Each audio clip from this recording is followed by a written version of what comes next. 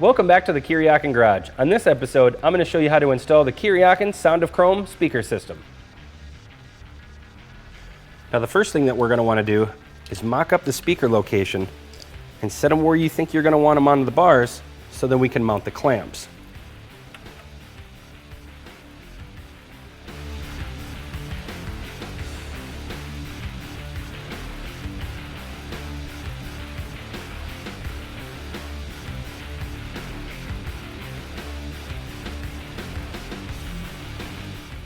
Okay, once you have the speakers mounted, it's time to do the wiring. Now Kuryakyn has made this really easy with 3 different size plugs, so you literally can't plug this in the wrong way.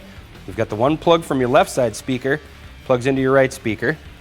You've got the smallest plug that's going to plug into the power harness, which we're going to run to the battery in a minute. And then we've got a 3-pin one, and that's what you're going to plug your iPod or your MP3 player into.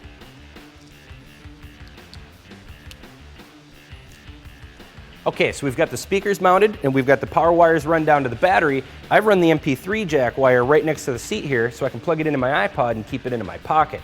Now the last thing to do is test out the speakers.